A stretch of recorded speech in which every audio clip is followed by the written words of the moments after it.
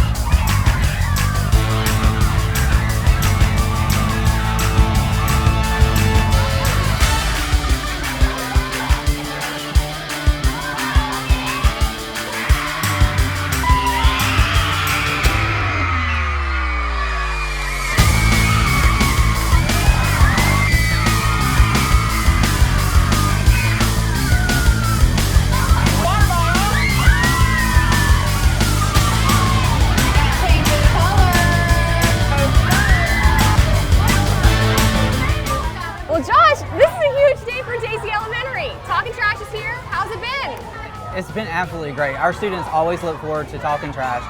They've been winners several times, and so for them, having the Solid Waste Authority and the news station come in to celebrate them is always a huge accomplishment. So. Love it. How was doing the dance battle up there? The dance battle, it's a little outside of my daily routine, but you know, our kids support us, and so it's all about them and what makes them happy. Love it.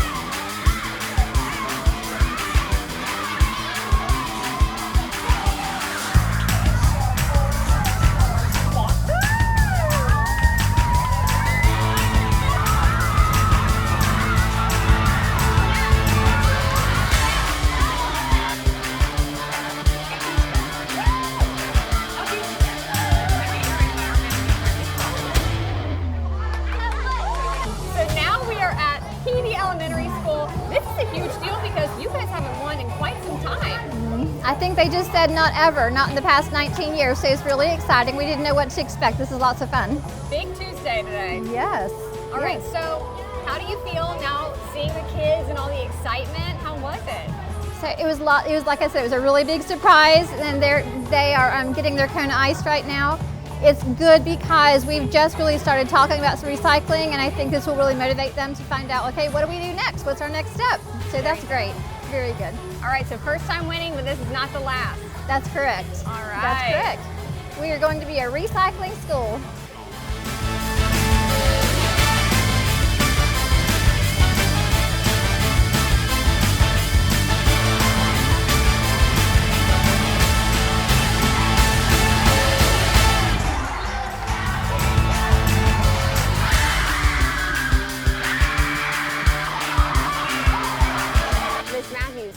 This is not your first rodeo when it comes to this celebration we had this morning. How does it feel to be able to experience it again? You guys won first place. It's awesome. You know, our kids are awesome. They work really, really hard to get here, and so I'm so excited for them when they see their hard work paying off. And you also head up the Green Club as well, Recycling Club. Yes.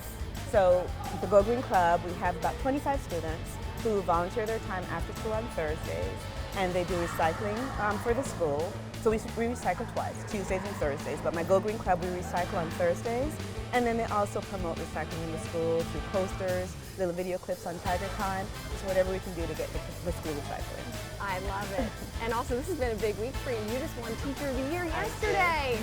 How does that feel? I'm honored. I'm still trying to get over the shock of it, but it's a wonderful feeling to be appreciated and for people to feel that I deserve that honor.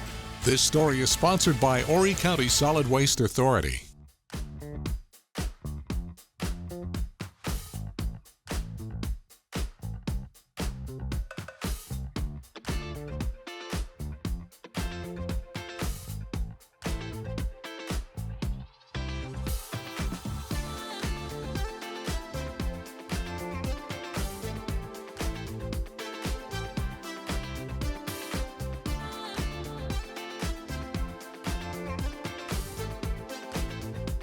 We'll be back right after this break with more Living Local Carolina.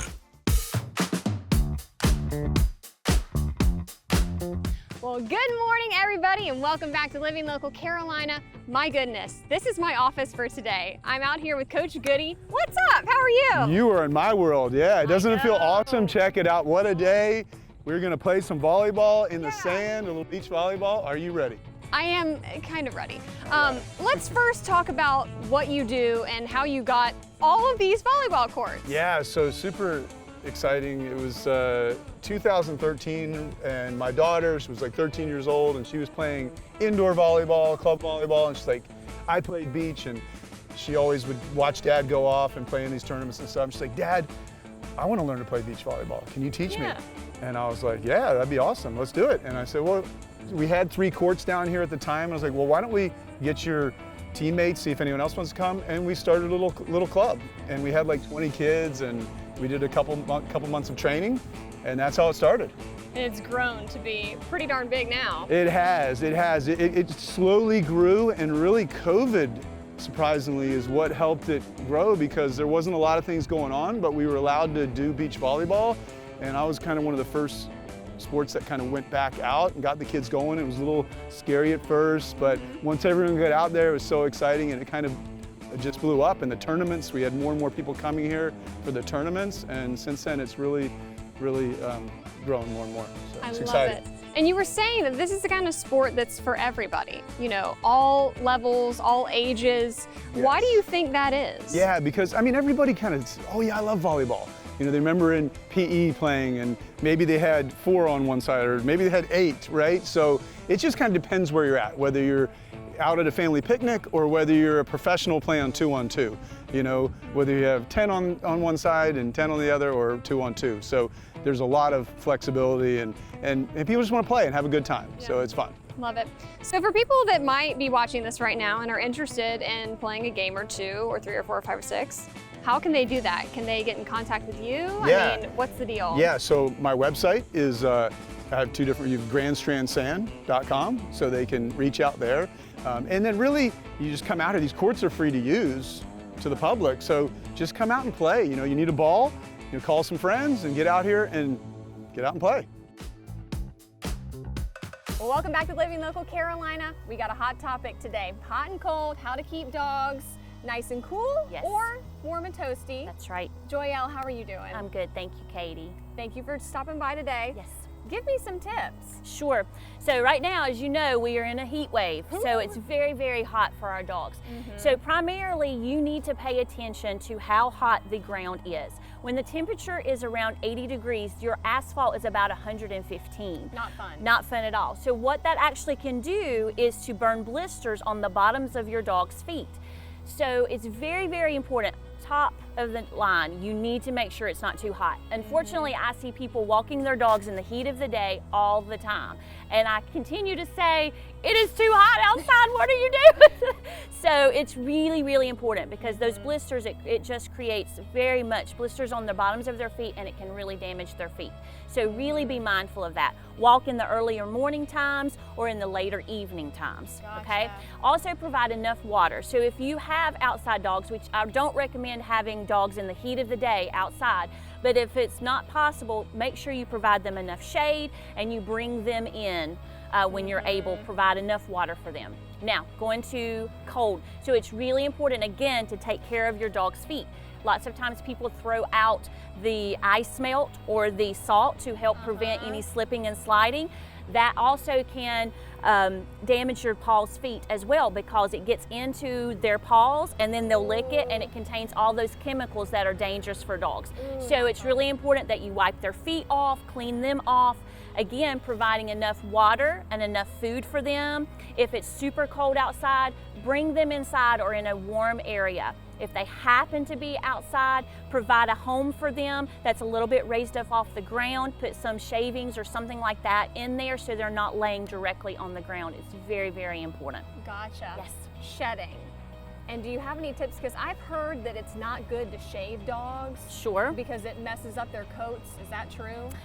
Oh, so I would definitely say talk to your groomer about that, but there are tools that you can use. There's like a de-shedder. It's really important because you need to at least brush your dog to get all of the excess hair off of them, especially during the winter months. They're going to blow their coat anyway.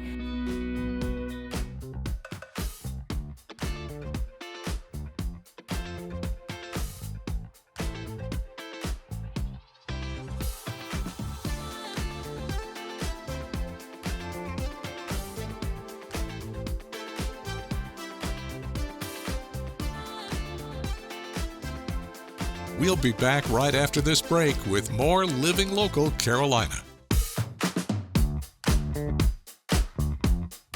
I'm so excited to be joined by Chef Sean Baxter. So, what's the second thing you're going to be making Okay, for so me? the second dish that we're going to try to make for you guys today is going to feature 2 local products. One of them is going to be our local shrimp, and like I said earlier, it took me 2 years to source this shrimp to find them in the same size, uniform, that will look aesthetically what we're looking for and have all of the requirements we have, you know, which is local, fresh, things like that.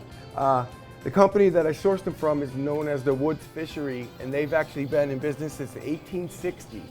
So over 145 years of customer service. They know their stuff. These are wild caught American shrimp. They're caught off of Tybee Island, Georgia. Okay. Okay. The second product we have is we're going to use a purple grit. Okay. Gorgeous. And that is from Jacksonville, Florida. And I believe that they're grown and manufactured in Florida, and then they're sent to Charleston for packaging. Okay, So sweet. it's kind of like a double kiss on that one. So this is what they look like. Now listen, they're a little smaller than the shrimp that you might see in some places where they're really big. Well, due to the way we get them, there's nothing added to them. They're not treated with chemicals. So they're smaller, but they're fully packed with flavor, and they're absolutely delicious. All right. Okay. And who doesn't love shrimp and grits, you know, right? especially here in the Classic South? dish. This is what they're gonna look like after you take them off and clean them and shell them up. You start with the grits? We're gonna go ahead. You want to cook your grits because your grits will take you about 40 minutes to cook to make true grits, real grits. You can use instant grits if you want. That's up to you. So you got to make sure that your stock or water, you can cook it in either one, is boiling. Stock, chicken stock would be your most neutral. So we have our water nice and boiling, and we're going to use water because a lot of our guests might be vegetarian. So they'll be able to eat it if I don't use stock. All right, so you're going to want to make sure your water's boiling and seasoned. You're just going to go ahead and incorporate your grits in as fast as your water will take them, meaning don't have them start clumping up on you, okay? Yeah. And make sure that you whisk it, okay, continuously and until it's thicker, and then once it's thicker, you're going to turn it down. Gotcha. Okay. And that's when it starts cooking for a long time. Yes. All right. So. All right, make me these shrimp. So I'm gonna cook the shrimp now. I'm gonna sear the shrimp. So once again, I'm gonna want a nice hot pan, saute pan, cast iron skillet. I always season my shrimp before I put them in, or before I put them in the pan. I think it's easier to coat them evenly. Some people do them the opposite way. All right, so you can use a couple different things to cook your shrimp. You can use olive oil or a blended oil, butter. I like to use a combination. Gotcha. Gives it a little more color and a little more flavor. I'm gonna go ahead and whisk this. Okay, so first I'm gonna put a little olive oil in the pan. Not too much because we're not frying them. Okay. Add my butter. Let this come up to the heat.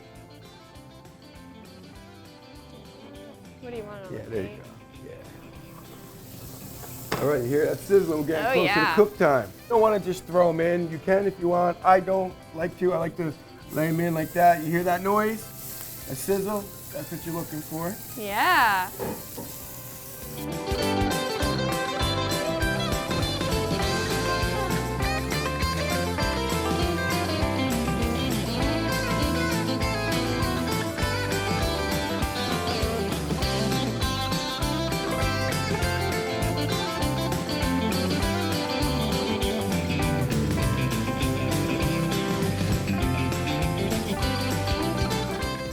Don't forget to like our page on Facebook and follow us on Instagram and Twitter. How to use the QR code. Just open the camera app on your smartphone, iPad, or tablet. Point your device at the QR code so the QR code appears on your screen. Your device will recognize the QR code and show you a notification. Click that notification and you'll come to our website.